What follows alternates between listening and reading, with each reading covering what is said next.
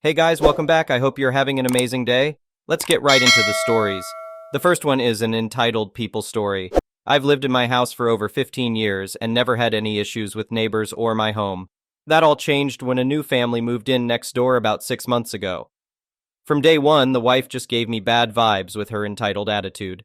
She complained about every little thing and always demanded to speak to whoever was in charge to get her way. So I wasn't surprised when she started hassling me about my garage. I don't use it for parking cars since I have a long driveway. Instead, I use the space for storage and my workshop to build stuff. Well, this lady, who I'll call Karen of course, took issue with my garage for whatever reason. It started with her making snide comments whenever she saw me working in there with the door open. She'd say things like, "Must be nice to have space to waste." At first, I just ignored her nonsense. But then she started getting really pushy about me not utilizing the garage properly. She'd knock on my door and lecture me about how I needed to park my car in there, or else I was depriving the neighborhood of much-needed street parking. Again, I brushed off her ridiculous logic. But Karen just wouldn't let it go. One day she saw me loading some tools into the garage and stormed over yelling about how I was devaluing the whole community by using my garage as a workshop. She ranted about how she was going to speak to the city council and homeowners association to force me to only use my garage for its intended purpose. I finally lost my cool and told Karen in no uncertain terms to mind her own damn business. I explained how I was well within my rights to use my property as I saw fit. Of course, she didn't take that too kindly. Karen glared and threatened me, saying I'd regret crossing her.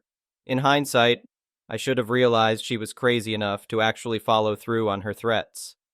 A few days later, I had to go away overnight on a work trip. When I got back and pulled into my driveway, I noticed the side door to my garage was slightly ajar. That immediately struck me as odd since I specifically remembered locking it. I grabbed a flashlight from my car and cautiously went to investigate. As I got closer, I could see shadows moving inside the garage. I braced myself for a confrontation with an intruder. I shoved the door open, ready to protect my property. But I was not prepared for the sight that awaited me. There was Karen, busy arranging boxes and furniture in my garage. "What the hell?" I yelled. "Get out of my garage!" Karen simply glanced over with an annoyed look and said, "I'm almost done. No need to shout." I was completely flabbergasted. I demanded to know what she thought she was doing trespassing on my property. "Trespassing?" Karen snapped back.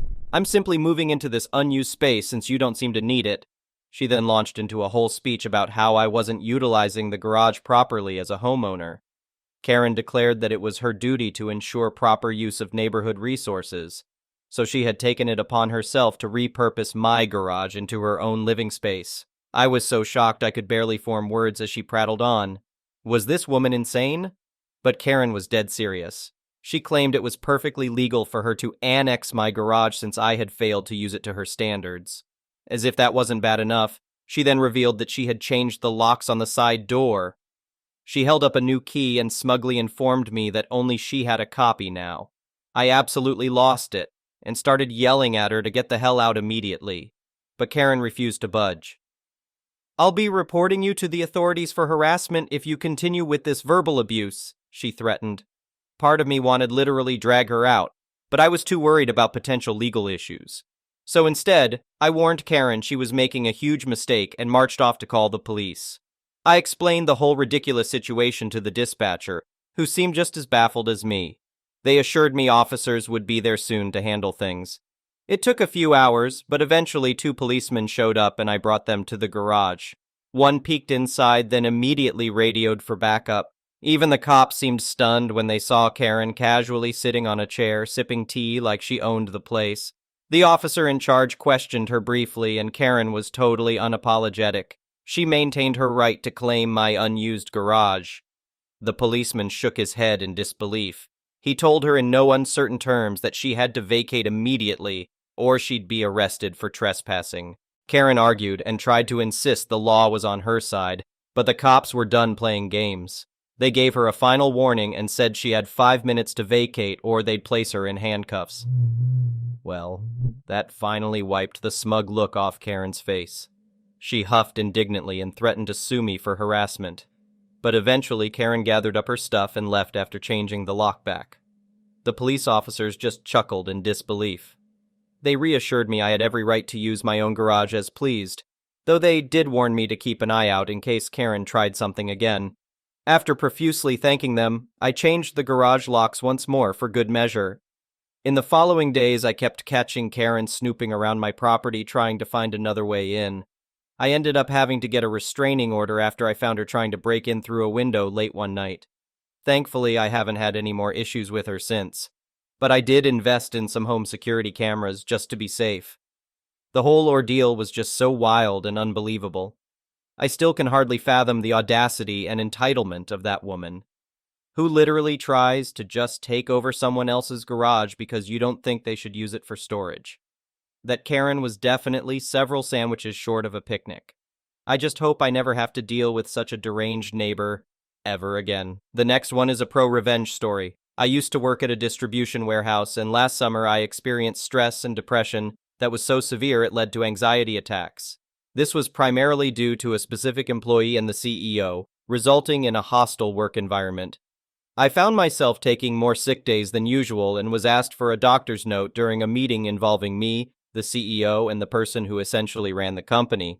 He was understanding and genuinely concerned about my well-being, while the CEO seemed irritated by my increased sick leave. We completed the section of the doctor's note that requires input from both the employee and the company, and I scheduled an appointment with my doctor. After my doctor's assessment, he diagnosed me with stress, depression, and anxiety attacks. He recommended that I be allowed short breaks for fresh air, given the poor air quality in the warehouse, and a reduction in my weekly hours from 35 to 20. He also suggested therapy. The bill was sent directly to the company, as per legal requirements when they request one. Feeling overwhelmed after the appointment, I called my employer to inform them that the bill was being sent to them and that I needed the rest of the day off. This was about 2 hours earlier than my usual departure time, and I had already worked before the appointment. They were understanding and supportive. The following day, while at work, I discussed the doctor's note with the person I referred to as Cedric, who was responsible for running the place. I'll call him Cedric from now on because he was a kind and friendly individual. Yes, that's a Harry Potter reference. We agreed that I would have an additional day off, ensuring I worked no more than 2 consecutive days, extended my lunch break to accommodate the new schedule, and started later to avoid the busiest period, as I had pointed out to him. The CEO was not part of this discussion because he was absent that day. The following Thursday, I was summoned to a meeting with both of them scheduled for Friday. I assumed it was to discuss how well my adjusted schedule was working and perhaps make minor adjustments. The CEO, as usual, displayed an unpleasant attitude, while Cedric appeared unusually quiet and uncomfortable. The CEO reviewed the doctor's note with me, expressing confusion about the part related to fresh air. I explained it to him and shared my positive experiences with the new schedule, despite the only change being an additional day off on Wednesdays. He then slid a piece of paper across the desk, informing me that I was being terminated. I was stunned, read the document, and signed it, as I felt there were no other options. I was given a copy of the document, and then they accompanied me to the warehouse to announce the news to my coworkers. My boss, who liked me and had not been informed, was equally shocked and angered. I left the premises and went home. I contacted my union, providing them with a copy of the termination document, a copy of my employment contract, and a detailed timeline of events. I had not been working since that day, as I had no desire to continue with the company. I briefly returned one day to return my key and uniform and say farewell to my coworkers. I was included as a recipient on every email sent by the union employee handling my case to the company, and the union lawyer sent me all the emails sent to the company's attorney. Several significant developments occurred through this process, which I won't detail, but here are the key points. 1. I had not received a proper formal termination letter. While the one I was given was legally binding, it was not correctly structured. 2. My job responsibilities had gradually changed, but my contract had not been updated accordingly, making it incorrect. 3. Consequently, instead of being entitled to 1 month's severance pay, I was entitled to 3 months. As this agreement was reached after the initial month had begun, an additional month was added, resulting in 4 months of severance pay. 4. Since there was no legitimate reason for my termination, it was deemed an unreasonable dismissal, a legal term. We had the option to either settle or take the company to court. 5. Given the strength and influence of my union, which is one of the largest in the area, and the CEO's realization that he was unaware of its power, he hired an expensive attorney. This was a financial burden for the company, which was already struggling and had lost a customer the day before I was terminated. 6. The settlement was negotiated between my union and the company's attorney. I was given the choice to accept it or proceed to court. Following a conversation with the union advisor managing my case, I decided to accept the settlement. 7. The company's attorney delayed the signing of the settlement agreement, likely due to the CEO's reluctance to pay it, especially considering the company's financial troubles. The payment was due on the following payday after all parties, myself, the union employee handling my case, the union's lawyer, the CEO, and the company's attorney, had signed it. In the end, I received compensation for 4 months of being out of work, and a substantial settlement for the unreasonable dismissal and failure to update my contract. The CEO was also required to publicly acknowledge that my position within the company had been eliminated, with my responsibilities redistributed among several employees. This was primarily because my role had evolved to that of an assistant manager. Morale of the story: join a union, have them review your contract, and ensure your contract accurately reflects your current duties. The next one is a petty revenge story. At my middle school, we had a vice principal who fancied herself a dictator. Any tiny bit of power she got was an issue. But I was a middle schooler at the time, and a good kid, not often in trouble, so I didn't cross her path until 8th grade. Her friend was a bus driver named Pat. For 6th and 7th grade years, we had an awesome bus driver.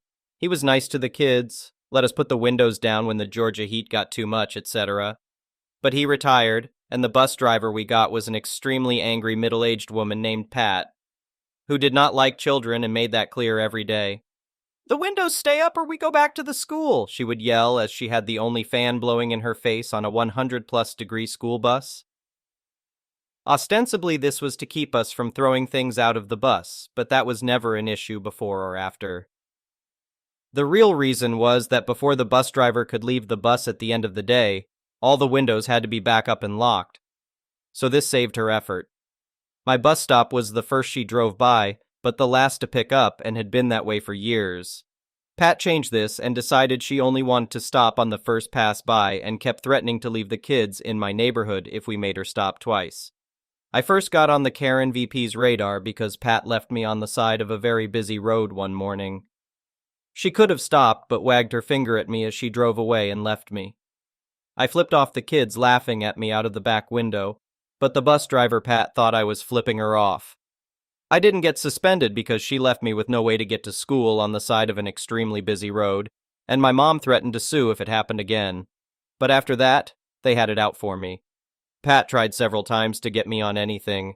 She even coached a kid to say I bullied him, but when the real principal brought in the kid, he said, "No, OP is my friend, it was those other kids," and a bunch of other little stuff. Anything to get me in trouble. So the petty revenge comes in here. I was doing my best to make the bus driver's life hell in little passive-aggressive ways. She got annoyed at anything, so it was easy. But Karen was harder to do anything to. After fighting with the bus driver and the assistant principal for most of the year, revenge came in the form of a police fundraiser. They were advertising it on the local TV news and local radio stations. If you put someone up for arrest, the cops would show up and throw someone in handcuffs and put them in jail until they could call a few people and fundraise the bail. The person who set up the arrest had to pay like $10, but it was worth it. My mom, after being annoyed by Pat and Karen all year, put Karen, the assistant principal, up for arrest. The cops showed up and took her to the room where she could call her friends and raise the money for her to go. The idea was that Mom was going to keep having her arrested as long as she could, except no one would give her the bail money, not even for a charity. So she ended up missing most of a day, sitting in the police precinct, trying to get anyone to put up enough money for her to leave. Eventually, the cops told my mom that they had to let her go because it had gone on too long. She was the only one who didn't raise the bail money that day. Letting her know exactly how much she meant to everyone at the school felt great. I had a friend who heard her complaining about it later that day. She had called the principal, who did donate some, but the other teachers gave nothing, and none of her friends would help out. She apparently thought one of the teachers put her up for it. It's so minor and so petty it almost doesn't count. But when I left that school at the end of the year, Mom went up and asked her, "How was jail?" before we walked away for the last time. First time I ever heard a ree sound from a human. The next one is a malicious compliance story. This happened to me about 2 years ago, but a former coworker just reminded me of it, and I'm pretty sure it counts as MC. I'll try to keep it short, but it's a little long. I used to be a service manager at one of the biggest locations of a popular Mexican grill. I won't say which, but guac was $1.95 extra, and we were required to ask everyone if they were okay with paying that price. One Sunday morning, our second busiest shift of the week, 2 of my line people called out, so we were struggling to get all of our prep done before opening at 11. We are just wrapping up when in comes Karen, 10 minutes before opening through the side door marked "Employees Only," with 15 preteen girls in tow. My cook recognizes her as she regularly comes in during the dinner shift and is extremely abusive and cruel to all the Latino workers.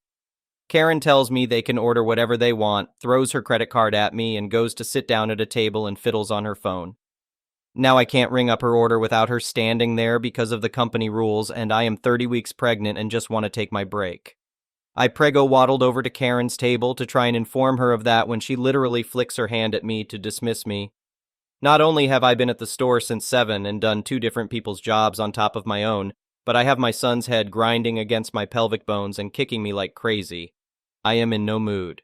When I try to tell her again, she looks at me with what I can only describe as seething contempt and says, "What part of they can get whatever they want did you not understand? I don't care what you charge me as long as I get a receipt. Don't interrupt me again or I'll get your fat ass fired." Now, I never cry, but that almost got me. Motherhood is awesome, but pregnancy sucks. I finally managed to pick my jaw off the ground and stammer, "All right, ma'am, I'll ring up whatever they want and bring you a receipt." The girls were really nice, and most of them ordered double meat, and they all got a bottled water and chips and guac. Every last one. My cashier and I are just vibrating with glee as we ring them up and watch the bill climb to like $250. I brought the bill to Karen and was pretty excited when she didn't immediately check it. I made my own food and told the cook to come get me when the show starts. I'm halfway done eating when I see him waving to the camera, howling with laughter, so I head up. Karen is foaming at the mouth, screaming for the manager, and when she sees that the manager is me, she literally grinds her teeth and slaps her receipt on the table. She manages to choke out the word refund. The girls have all pretty much finished their food, so I inform her that I won't be doing that because I would lose my job for giving away that much critical inventory, meat, guac, cheese, for free. Then I gently remind her that she told me twice that she could get anything as long as she got a receipt. She just keeps demanding a refund and calling me stupid and fat, again pregnant. At this point, her screaming is holding up the very long line, and customers are shouting at her to just leave. That's when she pushed me, hard. My cashier caught me so I didn't fall down, but 2 of our regulars, who are police, see it and immediately cuff her. In this state, any use of physical force against a pregnant woman is classified as aggravated battery or something like that. I felt bad for the kids and I was fine, so I kept telling them I didn't want to press charges. But they said that at that point it didn't matter, because the woman had done it in front of on-duty officers, so she's getting arrested. They had to call the kids' parents to come get them because she was their church's youth leader and get statements. My GM came in and let me go home with a full day's pay. She tried to take the case to trial, but they had video and like 20 witness statements, so she ended up taking a couple of years probation or something, all because I did exactly what she told me to. The next one is an entitled people story. My mom has 5 kids, and I'm the middle child who is 19. When I was 8, she got a job 3 hours away. She leaves for 4 days usually and comes back for 2. It was my responsibility to clean and watch the 2 younger siblings, and my older siblings basically just had to stay home, so this arrangement was legal. I've always been the black sheep. For example, my older sister got her dream haircut and highlights on her 11th birthday. My little sister is allowed to fix her hair. I wasn't allowed to have a haircut until I was 15. I had to write 4 pages to convince her to let me since it was way past my waist, and I didn't want a salon, so money wasn't the problem. Anyway, Because I raised my siblings, I was never able to do clubs, play sports, go to games, attend dances, or get a job. When I applied for college in 2021, my mom said I could only go to community college. I rebelled and chose the university 25 minutes from home, since I got a grant that allowed me to go for free. My mom tells my younger siblings they don't have to listen to me, clean, or respect me. My little brother is 15 and doesn't even know how to work the washing machine. Every time I cook for them, it's not good enough. Every time I politely ask him to do anything, he calls me a derogatory term, and my mom lets him.